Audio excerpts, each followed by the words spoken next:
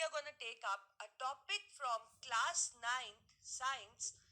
Let's see what the topic we are going to start today. The topic we are going to study today is chapter 9, and that interesting topic is force and laws of motion.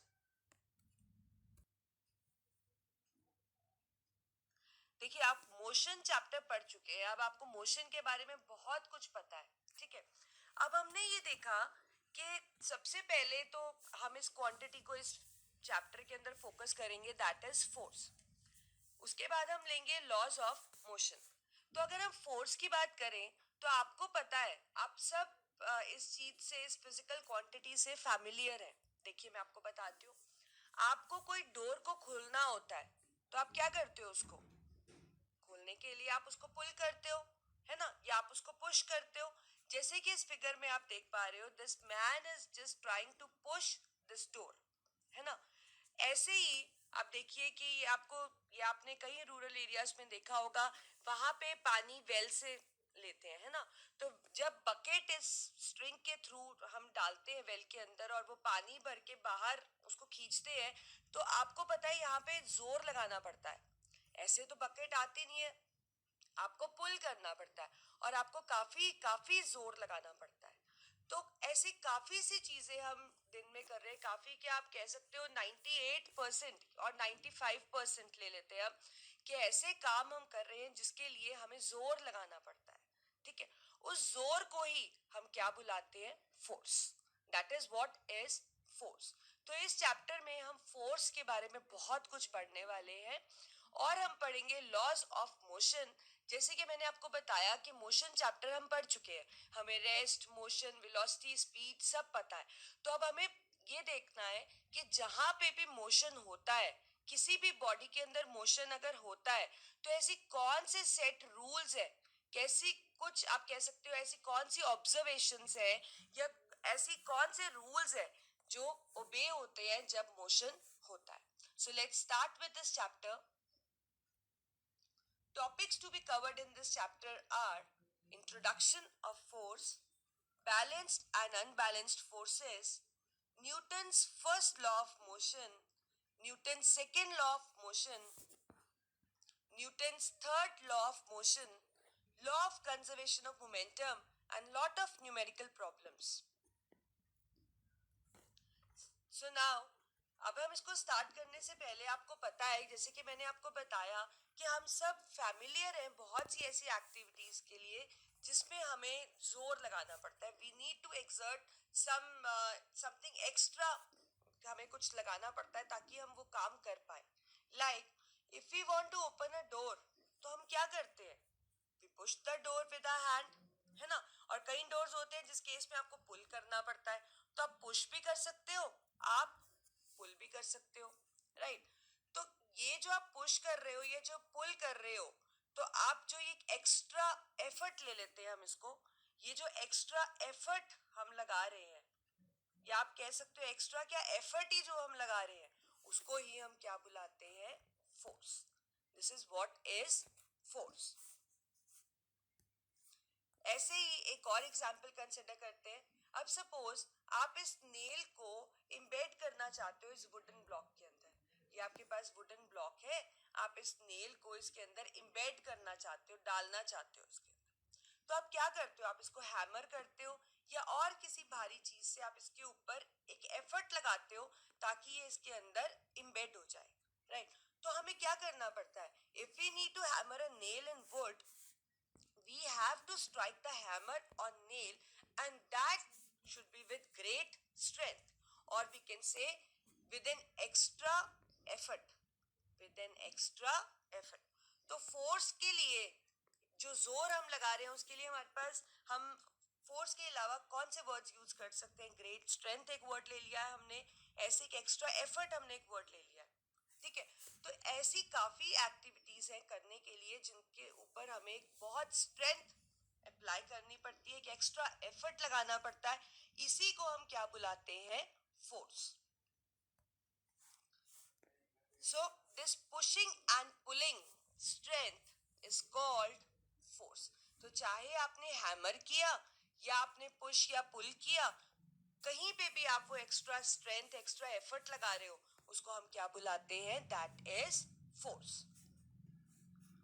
तो हम force को define कर सकते हैं अब कि force या तो एक पुश या पुल है।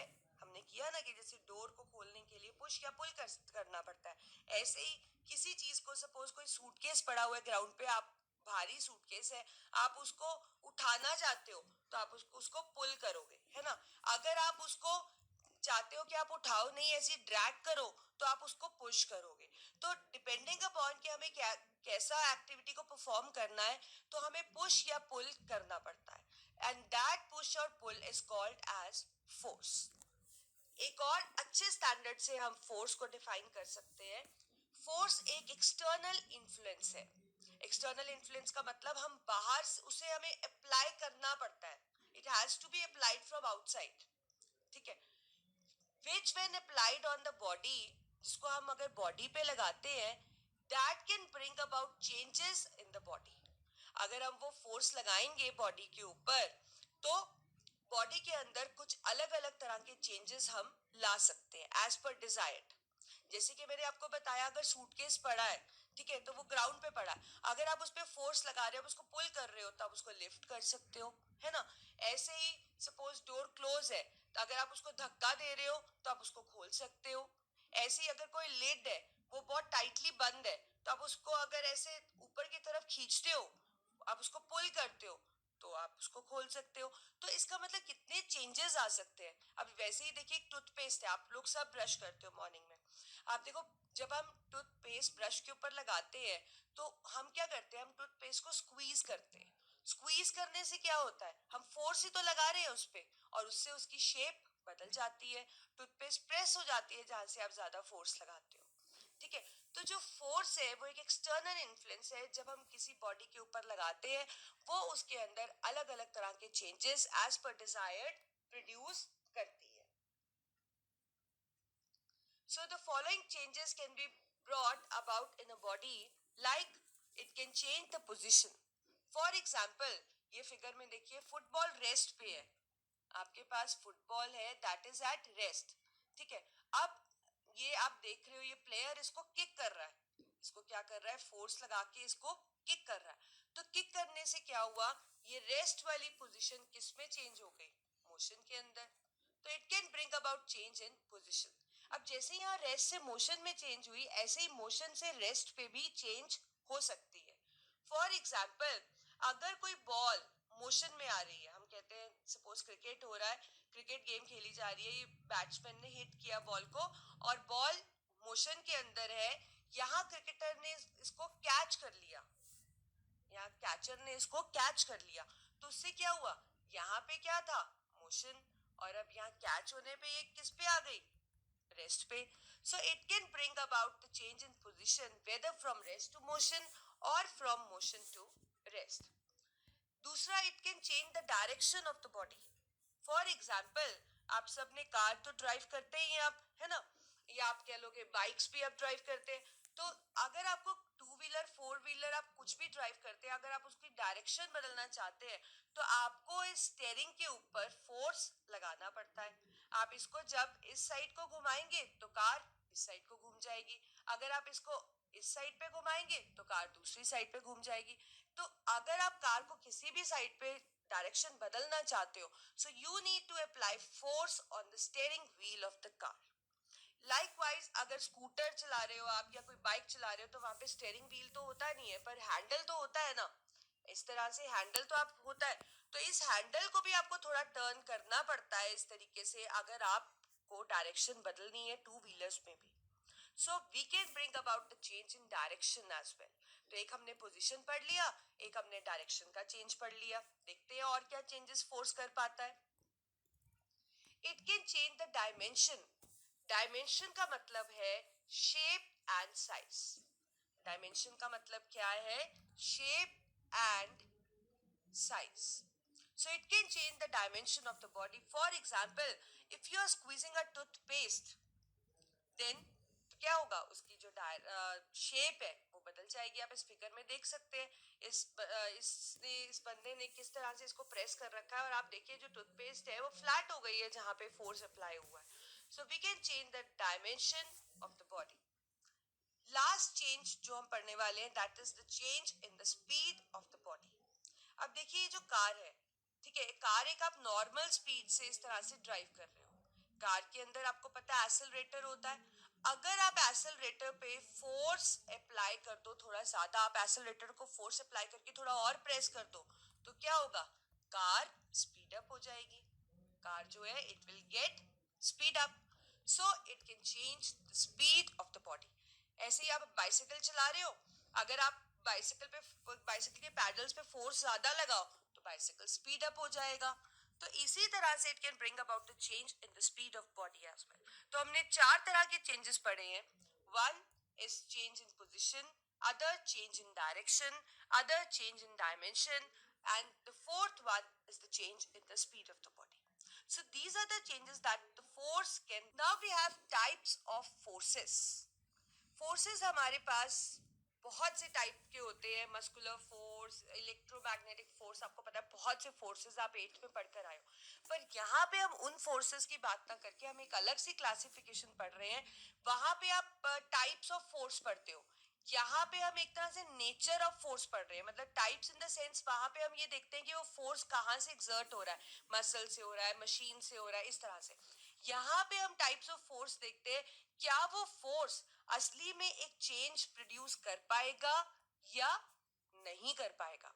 सो we have broadly classified these forces into two types, the balanced and unbalanced forces. अब बैलेंस फोर्स पढ़ने के लिए एक एग्जांपल कंसिडर करते हैं. लेट्स से हमारे पास ये एक बॉक्स है, this is one box, right. मैं इस बॉक्स को मूव करना चाहती हूँ. This box is quite heavy. अब क्या होता है, मैं इसको अकेले नहीं पुश कर पा रही हूँ, ड्रैग नहीं कर पा रही हूँ. तो क्या रहता है, सपोज मैं यहाँ से इस पे फोर्स लगाती हूँ और इस साइड से मैं अपनी एक फ्रेंड को रिक्वेस्ट करती हूँ कि आप मेरे साथ हेल्प करो, आप फोर्स लगाओ, ठीक है, मुझे हेल्प करो इसको ड्रैग करने में. अब let's say this is me, right, and this is my friend. अब हम देख लेते हैं कि किस तरह से हमें फोर्स लगाना चाहिए. लेट्स से हम दोनों ने डिसाइड किया कि हम दोनों इक्वल फोर्स लगाएंगे. तो हम इस ब्लॉक पे इक्वल फोर्स एक्सर्ट कर रहे हैं, ठीक है. अब मैं इस साइड से कर रही हूँ, मेरी फ्रेंड इस साइड से कर रही है. तो होगा क्या, मैं जो कोशिश कर रही हूँ वो इस बॉक्स को इस तरह इस डायरेक्शन में मूव करने की कोशिश कर रही हूँ, और जो मेरी फ्रेंड है वो इसको इस डायरेक्शन में मूव करने की कोशिश कर रही है, और दोनों ही इक्वल फोर्स लगा रहे हैं. और यहाँ पे आपने देख लिया डायरेक्शन क्या है, ऑपोजिट. तो होगा क्या, क्या आपको लगता है कि बॉक्स मूव करेगा?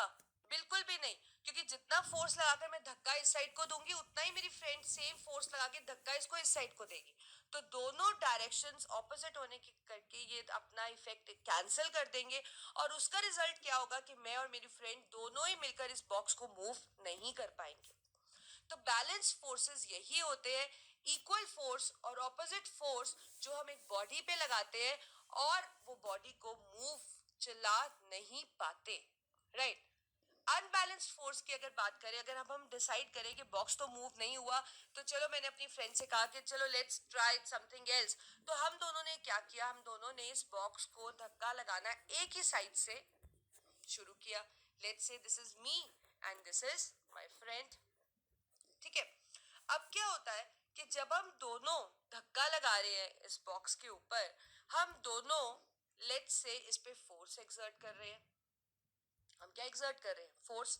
लेट्स से इस टाइम हम दोनों ही इक्वल फोर्स एक्सर्ट कर रहे हैं, ठीक है. तो क्या होगा, क्या ये बॉक्स मूव कर जाएगा? यस, ऑब्वियसली ये बॉक्स मूव बिल्कुल कर जाएगा, ठीक है. अगर अब यही चीज हम यहां से एक्सर्ट कर रहे हैं तो भी क्या होगा, ये बॉक्स मूव करेगा? यस, ये बॉक्स डेफिनेटली मूव करेगा इस साइड से भी, ठीक है. तो इस केस में देखिए, पहले मैं आपको एक चीज से फैमिलियर कर दूं, जब भी हम ये जो फोर्स है ऑपोजिट साइड से लगाते हैं, तो जो हमारा नेट फोर्स है, जो हमारा नेट फोर्स इस बॉक्स के ऊपर लग रहा है वो जीरो है. क्यों? लेट्स से अगर मैं भी ये जो फोर्स लगा रही हूँ वो एक्स लगा रही हूँ, सेम फोर्स मेरी फ्रेंड लगा रही है, तो एक्स माइनस एक्स हमारे पास जीरो आ गया. लेकिन इस केस में थोड़ा अलग है.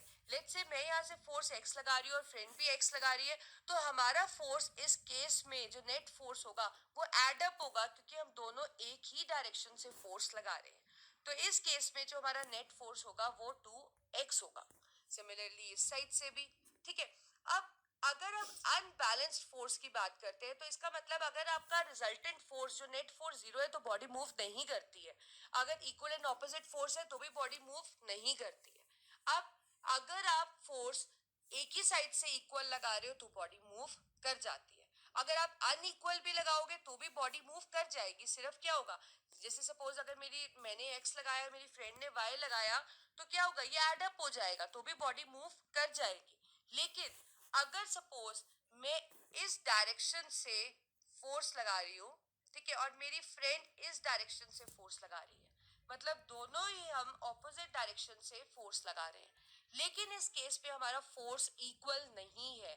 लेट्स से मैं यहाँ पे फोर्स जो लगा रही हूँ वो x लगा रही हूँ, और जो मेरी फ्रेंड फोर्स लगा रही है वो y लगा रही है. हम ले लेते हैं केस कि जो मैं फोर्स लगा रही हूँ वो एक ग्रेटर फोर्स है जो कि फोर्स मेरी फ्रेंड एक्सर्ट कर पा रही है.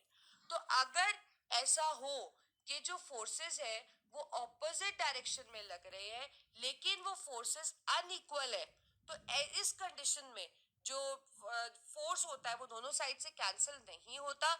जो बॉडी है वो मूव कर जाती है, और किस डायरेक्शन में करती है, उस डायरेक्शन में करती है जिस डायरेक्शन में ग्रेटर फोर्स लगा होता है. अब जैसे इस एग्जांपल में ग्रेटर फोर्स x था, मैं लगा रही थी, तो ऑब्वियसली बॉडी x की डायरेक्शन में मूव करेगी जिस डायरेक्शन में ग्रेटर फोर्स लगाओ. So what is unbalanced force? Unequal और ऑपोजिट फोर्स जो कि एक बॉडी पे लगता है और वो बॉडी को मूव करा देता है. कहाँ पे? In the direction of greater force applied. So this is what is balanced and unbalanced forces. Now let's start with Newton's law of motion. जैसे कि मैंने आपको बताया था मोशन हम पढ़ चुके हैं, तो अब जहां जहां पे मोशन होता है वहां पे हम देखते हैं कि न्यूटन जो हमारे साइंटिस्ट है वो हमें किन ऑब्जर्वेशन से फैमिलियर कराना चाहते हैं. पहला लॉ न्यूटन ने जो हमें कहा, जो ऑब्जर्वेशन हमें मतलब ऑब्जर्व करने को कहा, वो ये था, A body at rest will remain at rest. उन्होंने कहा कि जो बॉडी रेस्ट पे है वो बॉडी रेस्ट पे ही रहेगी. बिल्कुल ठीक है. अगर आपके आसपास कोई चीज बॉल ग्राउंड पे ऐसे ही पड़ी हुई है, या आपकी स्लिपर्स पड़ी है, या आपका डोर क्लोज है, तो वो रेस्ट पे है, वो रेस्ट पे ही रहने वाला है. ऑब्वियसली वो अपने आप मोशन में तो आएगा नहीं. उन्होंने कहा a body in motion will remain in motion.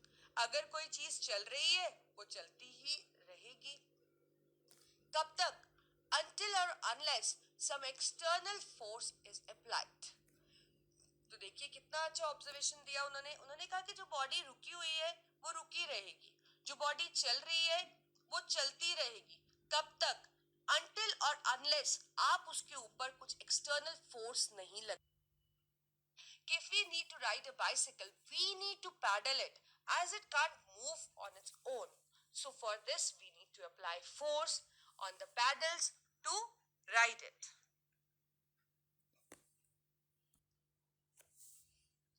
So बहुत से एग्जाम्पल डिस्कस कर लेते हैं.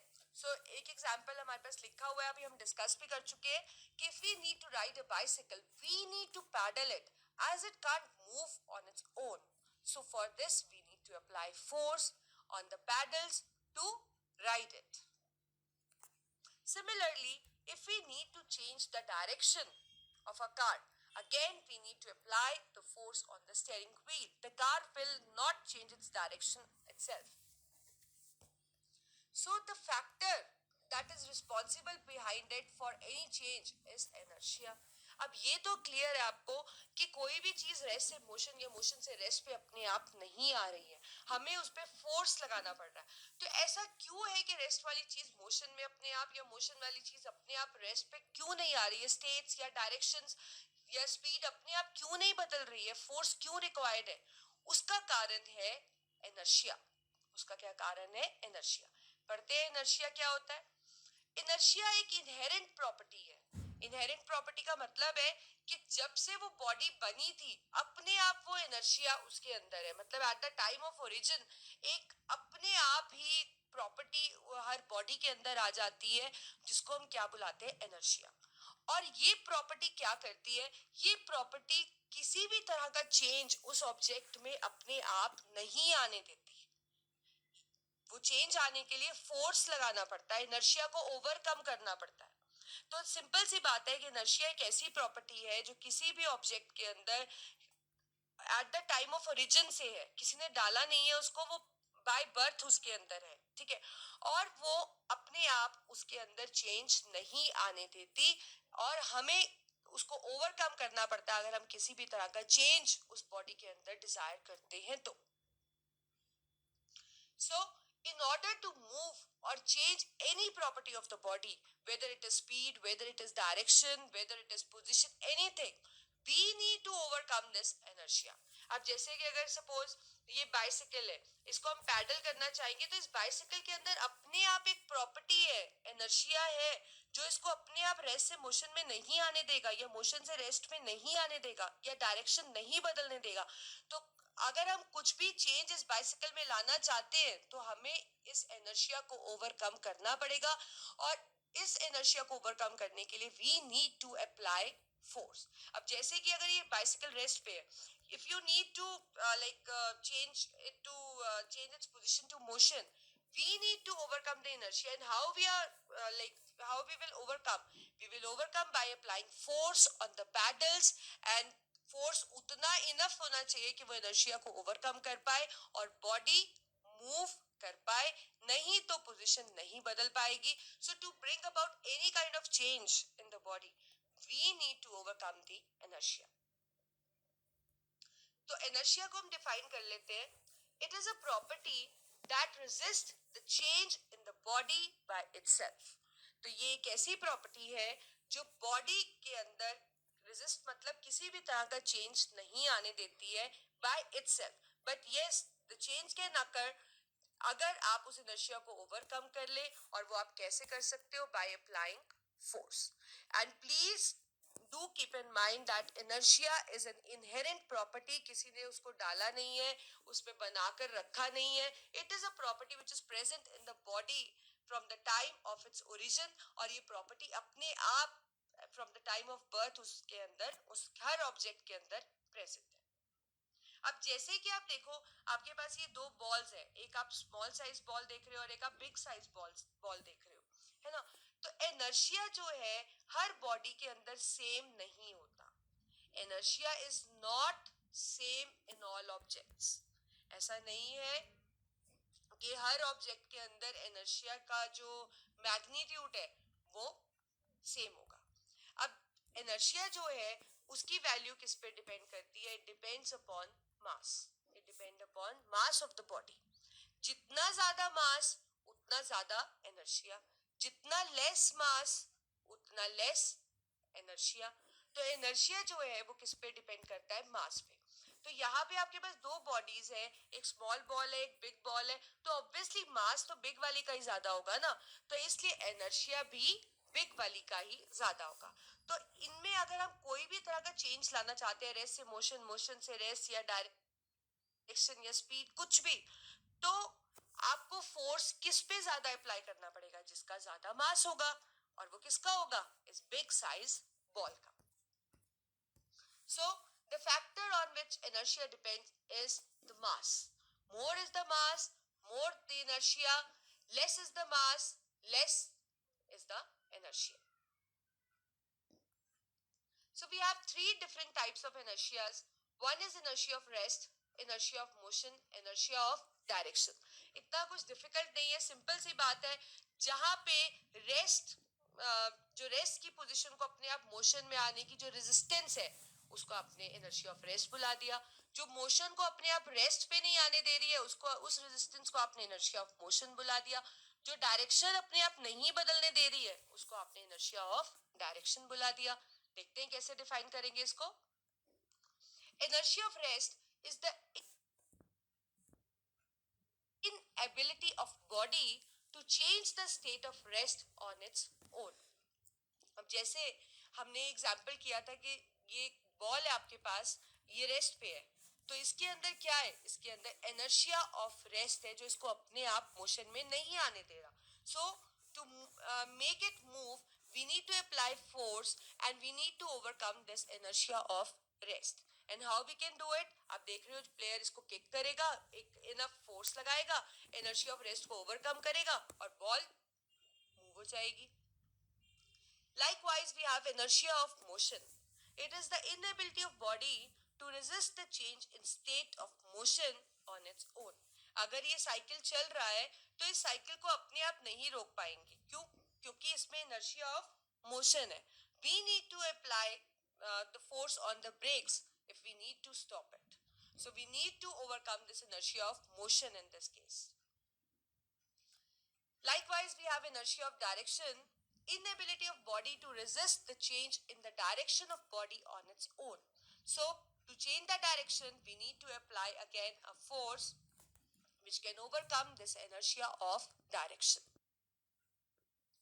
अब हम एक फिजिकल क्वांटिटी के बारे में पढ़ेंगे, दैट इज मोमेंटम. देखिए कोई भी चीज अगर मोशन में है, मूव कर रही है, तो उसके अंदर ये फिजिकल क्वांटिटी होती है momentum. So what is momentum? It is actually a major of motion in the body. किसी भी बॉडी के अंदर कितना मोशन है, दैट इज मोमेंटम. ठीक है, या हम इसको कह सकते हैं कि सपोज एक कार है आपके पास, ये कार मोशन के अंदर है. ठीक है, तो इसका कुछ मास होगा, इसकी कुछ वेलोसिटी होगी जिससे ये चल रही होगी. चाहे वो इनिशियल वेलोसिटी हो चाहे वो फाइनल हो, उससे हमारा मतलब नहीं है. एट अ टाइम तो एक ही वेलोसिटी को कंसिडर करेंगे ना. तो मास और वेलोसिटी का जो रिजल्ट होगा, जो प्रोडक्ट होगा, वो हमें देगा measure of motion, that is momentum.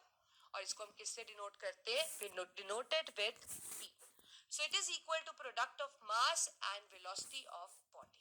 So momentum is denoted by p. It is equal to product of mass and velocity. तो ये इसका हमारे पास फॉर्मूला आ जाता है. So formula is p is equal to m into v. Units की बात करें तो आपको पता है कि अगर आपके पास है momentum is equal to mass into velocity, तो मास आपका केजी में होता है ऐसा यूनिट, और वेलोसिटी आपकी मीटर पर सेकंड में होती है. तो मोमेंटम का यूनिट हो गया आपके पास किलोग्राम मीटर पर सेकंड. अब क्योंकि ये वेलोसिटी पे डिपेंड करता है और वेलोसिटी डायरेक्शन को स्पेसिफाई करती है, मतलब वेलोसिटी एक वेक्टर क्वांटिटी है और ये वेक्टर क्वांटिटी पे डिपेंड करता है, इसलिए ये भी एक वेक्टर क्वांटिटी है. It also specifies direction. So now we are going to start with second law of motion. First law पढ़ चुके हो, where the body at rest will remain at rest, a body in motion will continue to be in motion until and unless an external force is applied. जिसमें हम inertia, हमने एक factor consider किया था जिसकी वजह से ये न्यूटन फर्स्ट लॉ हमने पढ़ा. अब हम सेकेंड लॉ पढ़ रहे हैं. फर्स्ट लॉ से पता लग गया कि रेस्ट से मोशन या मोशन से रेस्ट पे लाने के लिए एक चीज जरूरी है, that is force. External force has to be applied. अब सेकेंड लॉ हमें ये बताएगा कि फोर्स अप्लाई करना कितना पड़ेगा रेस्ट से मोशन या मोशन से रेस्ट या किसी डायरेक्शन को या कुछ भी चेंज लाने के लिए. जो फोर्स है वो कितना अप्लाई करना पड़ेगा, उसका मैग्नीट्यूड क्या होगा. ठीक है, इसको पढ़ने के लिए हम पहले इसका स्टेटमेंट देखते हैं, फिर हम इसको मैथमेटिकली प्रूव करते हैं. ये हमें कहता है the rate of change of momentum of body is directly proportional to force applied. वो कहता है कि सपोज किसी बॉडी का मोमेंटम है, लेट्स से इनिशियल वेलोसिटी के साथ ले लेते हैं mu, और बाद में किसी का मोमेंटम हो गया final, that is final velocity के साथ ले लेते हैं mv. तो जो ये rate of change of momentum है, मतलब कितने टाइम में इस मोमेंटम को हम बदल सकते हैं, that is directly proportional to force applied. ये आपको और अच्छे से समझ आ जाएगा.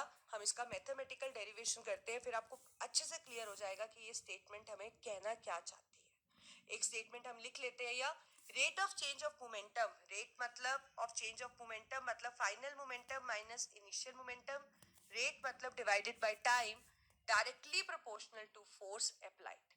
ये स्टेटमेंट हमें ये मैथमेटिकल डेरिवेशन दे रही है. ये कैसे आई, इसको हम प्रूव करते हैं. See, let us consider a ball. हम एक बॉल कंसिडर कर लेते हैं जिसका मास है हमारे पास m. लेट्स से इसका मास क्या है m, हम लिख भी लेते हैं. Mass is m. is moving, it is moving with initial velocity, let's say u. Initial velocity हमारे पास क्या है, u.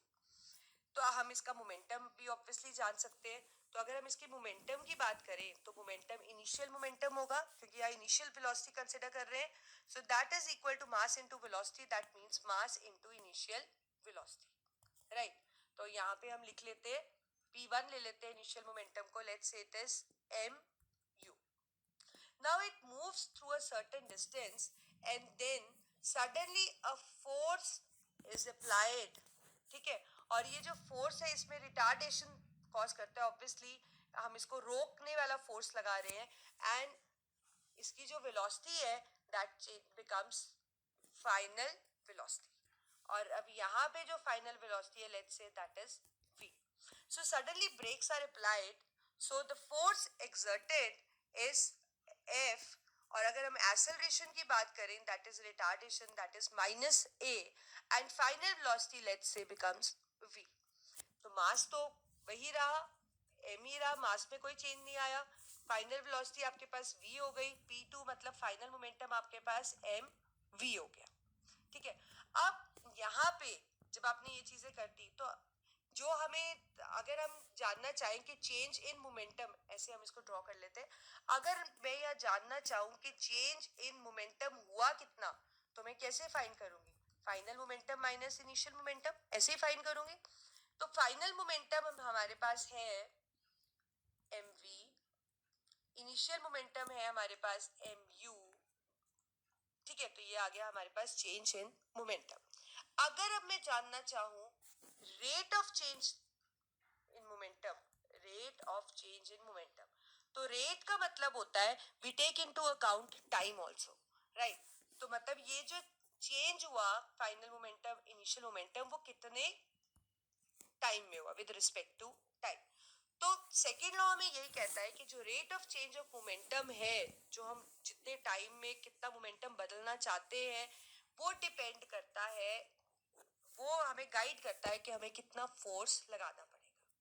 ठीक है, तो ये हमारे पास सेकेंड जो लॉ का स्टेटमेंट हमने पढ़ा, the rate of change of momentum, change in momentum, rate का मतलब divided by time, directly proportional to force applied.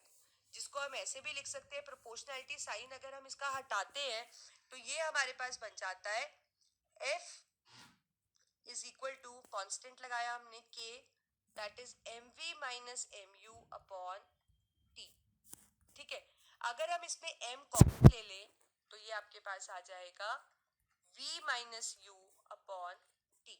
और first equation, Newton's first equation of motion में हमने पढ़ा था कि v minus u upon t is equal to a. So हमारे पास ये डेरिवेशन आ जाती है F is equal to K which is constant mass into acceleration. I think आपको समझ आ गया.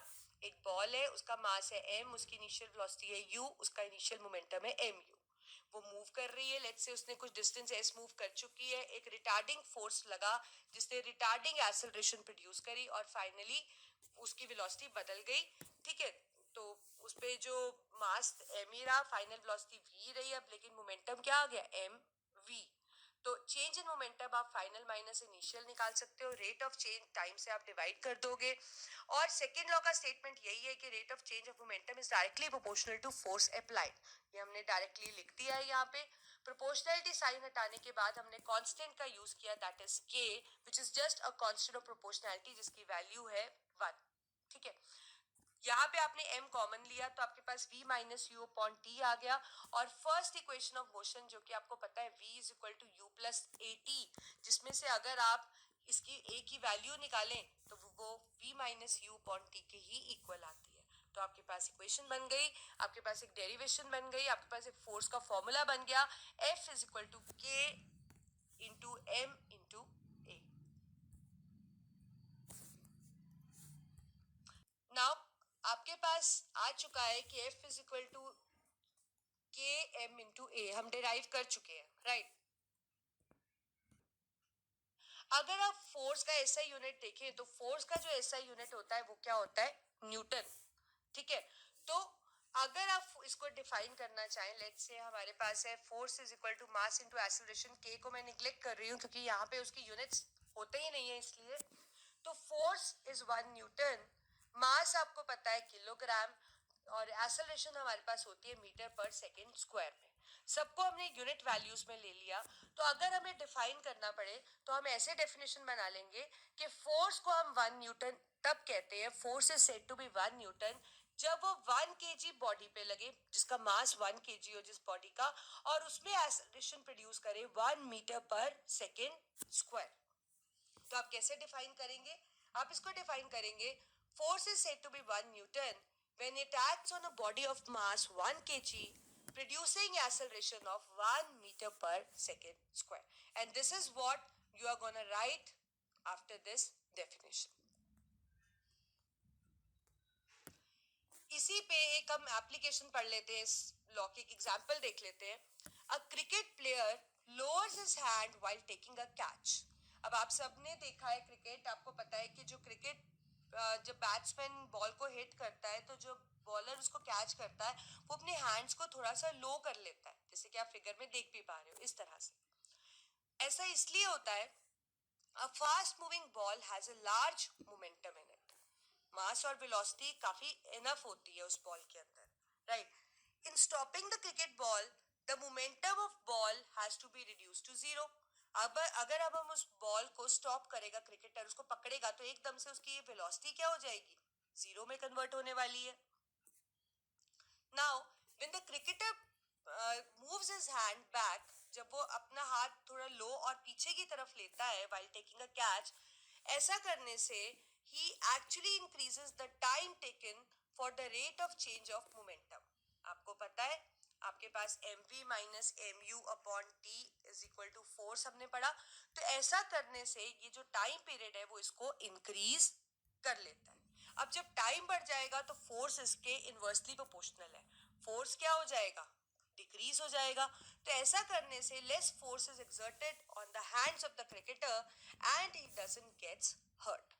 तो कभी भी अगर आप rate of change of momentum का, अगर आप कह सकते हो जो चेंज इन मोमेंटम है उसका आप टाइम बढ़ा रहे हो तो फोर्स कम हो जाएगा, और अगर आप उसका टाइम पीरियड ज्यादा कर रहे हो तो फोर्स एक्सर्टेड भी ज्यादा हो। We have Newton's third law of motion. ये हमें ये बताता है for every action there is equal and opposite reaction. मतलब सपोज अगर हम दो बॉडीज बना लेते हैं, लेट्स से एक बॉडी ये है एक बॉडी ये है, अगर ये बॉडी इस पे फोर्स लगा रही है, लेट्स से F1 फोर्स लगा रही है ये इस पे, तो दूसरी बॉडी भी इस पे फोर्स लगा रही है। सिर्फ क्या है, ये दोनों फोर्सेस का डायरेक्शन ऑपोजिट है, तो एक को हम माइनस में ले लेते हैं, लेट्स से एक सामने वाली डायरेक्शन में तो एक ऑपोजिट, तो हमने उसको माइनस लगा लिया। लेकिन ये फोर्स जो है ये क्या है, इक्वल। तो इसका मतलब whenever one body exert force on the other body, then the other body also exert equal and opposite force on the first body. तो हम लिख सकते हैं F12 is equal to minus F21। मतलब अगर एक बॉडी दूसरी बॉडी पे फोर्स लगा रही है तो दूसरी बॉडी भी पहली वाली बॉडी पे फोर्स लगा रही है, बस फोर्स ऑपोजिट है लेकिन इक्वल है।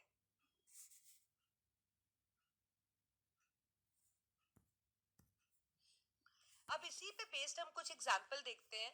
सी, do you know that why the gun recoil? अगर आपने कभी ऐसे फायर किया हो या कुछ गेम्स खेली हो जिसपे मतलब हम फायर करते हैं, मतलब लेट्स से बुलेट नहीं तो कुछ और, उसमें से आपने देखा होगा एक गेम होती है फेट वगैरह में, बैलून्स होते हैं उनको आपने पंच करना होता है।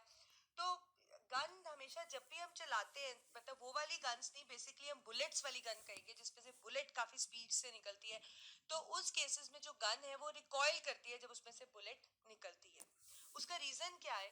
देखिए, जब बुलेट को आप फायर करते हो गन से तो वो कुछ वेलोसिटी से मूव करती है आगे की डायरेक्शन में, जैसे बुलेट फायर हुई तो ये कुछ वेलोसिटी से आगे फ्रंट की तरफ मूव करी। उतनी ही जितना फोर्स बुलेट के ऊपर लगा और वो आगे की तरफ मूव करी, उतना ही फोर्स बुलेट भी गन पे लगाती है, पर वो फोर्स ऑपोजिट डायरेक्शन में होता है। इसी वजह से गन क्या करती है, recoil. So when a bullet is fired from gun, it moves with certain velocity in forward direction. तो ये जो फोर्स लगाएगी वो बैकवर्ड डायरेक्शन में लगाएगी, मतलब ऑपोजिट. लेकिन फोर्स क्या होगा, इक्वल. इसीलिए गन बैकवर्ड मूव करेगी, मतलब रिकॉइल करेगी. अब ऐसे ही हमारे पास एक और एग्जांपल है, how do we walk.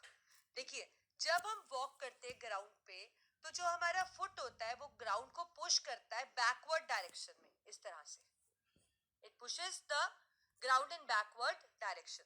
In return जो ग्राउंड है वो हमें पुश करता है ऑपोजिट डायरेक्शन में, मतलब फॉरवर्ड डायरेक्शन में हमारे फुट को. So the forward reaction is exerted by the ground on a foot which make us move forward. But however अगर जो ग्राउंड है वो स्लिपरी हो तो उस पर हम नहीं चल पाते हैं अच्छे से, हम फिसल जाते हैं. क्यों? क्योंकि स्लिपरी ग्राउंड पे फ्रिक्शन बहुत ही कम होती है. अब फ्रिक्शन कम होने की वजह से हम उतना ज्यादा बैकवर्ड फोर्स नहीं लगा पाते, इसीलिए जो ग्राउंड भी है वो उतना फॉरवर्ड रिएक्शन हमें नहीं दे पाता और हम स्लिप हो जाते हैं. Now we are going to start with law of conservation of momentum. बहुत इंपॉर्टेंट टॉपिक है, पेपर में अक्सर पूछा जाता है ये टॉपिक. तो ये हमें ये बताता है, फॉर ए सिस्टम, कोई भी सिस्टम की आप बात कर लो. सिस्टम का मतलब, अगर सपोज मैं कार और ट्रक की बात कर रही हूँ, तो कार और ट्रक दोनों नोटिस में ला रही हूँ, तो वो दोनों एक सिस्टम फॉर्म करते हैं. मतलब एट ए टाइम आप किसी भी दो चीजों की बात करते हो तो वो दो या तीन, वो एक सिस्टम फॉर्म करते हैं. तो किसी भी ऐसे एक सिस्टम के लिए जितना सम टोटल होता है मोमेंटम का, वो हमेशा क्या रहता है, कांस्टेंट, प्रोवाइडेड उस टाइम उस पर कोई एक्सटर्नल फोर्स ना एक्ट करे. या हम इसको ऐसे कह सकते हैं कि मोमेंटम को ना तो हम क्रिएट कर सकते हैं ना डिस्ट्रॉय कर सकते हैं, मोमेंटम हमेशा कंजर्व रहता है. मतलब किसी भी बॉडी का या किसी भी सिस्टम का जो इनिशियल मोमेंटम होता है वो हमेशा फाइनल मोमेंटम के इक्वल रहता है. ये आपको और अच्छे से समझ आ जाएगा, हम इसको मैथमेटिकली एक्सप्लेन करते हैं. अब हम इसको मैथमेटिकली प्रूव करने की कोशिश करते हैं. Now we try to prove it mathematically, right.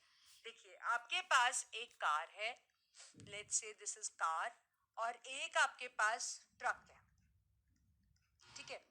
Car का मास है m1, ट्रक का मास है m2. कार की इनिशियल वेलोसिटी है u1 और ट्रक की इनिशियल वेलोसिटी है u2. तो ऑब्वियसली अगर मास और वेलोसिटी होती है तो मोमेंटम की वैल्यू हम ले सकते हैं. Let's say this is m1 u1 for car and m2 u2 for truck. तो ये दोनों के हमारे पास आ गए initial momentum. Now let's say ये जो कार और ट्रक है ये आपस में कोलाइड कर जाते हैं, इनकी टक्कर हो जाती है. Let's say they both collide with each other. अब जब ये कोलाइड करते हैं तो कार की वजह से ट्रक का नुकसान हो जाता है और ट्रक की वजह से कार का नुकसान हो जाता है, क्योंकि कार ट्रक पे फोर्स लगाती है और ट्रक भी कार पे फोर्स लगाता है, ठीक है. अब कोलिजन के बाद फिर ये मूव करने लगते हैं तो इनकी वेलोसिटीज बदल जाती है. अब वेलोसिटी क्या हो गई final, let's say v1 car के लिए और v2 ट्रक के लिए. मोमेंटम भी बदल गया. अब फाइनल मोमेंटम हो गया आपके पास कार के लिए m1 v1 और ट्रक के लिए हो गया m2 v2. तो let's say this is final momentum, ठीक है. अब जब कार और ट्रक आपस में कोलाइड किए, तो हमने जैसे ये कार और ये ट्रक ले लिया, तो कार ने फोर्स ट्रक पे लगाया, ठीक है, और ट्रक ने भी फोर्स कार पे लगाया. तो इसको हम इस तरीके से डिनोट करेंगे. तो सबसे पहले हम देखते हैं कि कार ने ट्रक पे कितना फोर्स लगाया. जब कार ने ट्रक पे फोर्स लगाया तो उससे ट्रक की मासेस और वेलोसिटीज में चेंज आया. सो लेट्स से जब कार ने ट्रक पे फोर्स लगाया तो ट्रक का मास और ट्रक की वेलोसिटीज इन गिवन टाइम बदल गए. मतलब rate of change of momentum किसका हो गया, ट्रक का, कार की वजह से. अब ट्रक ने भी कार पे फोर्स लगाया, तो टी पहले लिखेंगे सी बाद में. उससे कार का मास बदल गया, कार की ही वेलोसिटीज बदल गई विद रिस्पेक्ट टू टाइम. अब थर्ड लॉ से आपको पता है कि अगर कोई बॉडी दूसरी बॉडी पे फोर्स लगाती है तो दूसरी बॉडी भी पहली बॉडी पे फोर्स लगाती है, और वो फोर्स इक्वल होता है और पर ऑपोजिट डायरेक्शन में होता है. तो इसको भी हम ऐसे ही लिख सकते हैं, इसको भी आप ऐसे लिख सकते हो कि कार ट्रक पे फोर्स लगा रहा है तो ट्रक भी कार पे फोर्स लगा रहा है लेकिन ऑपोजिट डायरेक्शन में। इसके अंडर पुट करते हैं हम ये वैल्यूज। तो FCT हमारे पास है m2 v2 minus u2 upon time equal to, क्या माइनस का साइन लगाएंगे पहले थर्ड लॉ के अकॉर्डिंग, और फिर आप ये लिख दोगे FTC की value m1 v1 minus u1 with respect to time. t से t कैंसिल हो गया, इन ब्रैकेट्स को सॉल्व कर लेते हैं। m2 v2 minus m2 u2 equal to minus m1 v1 minus minus plus हो गया m1 u1। u वाली टर्म्स को एक साइड पे ले जाते हैं, तो ये माइनस का है, इसको हम इधर ले जाते हैं। लेट्स से m1 u1 ये रह गया यहाँ, ये माइनस वाला यहाँ पे आ गया, तो ये आ गया m2 u2। यहाँ पे आपके पास m2 v2 और ये माइनस का यहाँ पे आ गया, तो m1 v1। अब m1 v1 और m2 v2 मतलब ये मोमेंटम है, इनिशियल मोमेंटम कार का और ट्रक का, तो हम कह सकते हैं initial momentum before collision, initial momentum before collision is equal to, ये कार और ट्रक का फाइनल मोमेंटम आ गया आपके पास,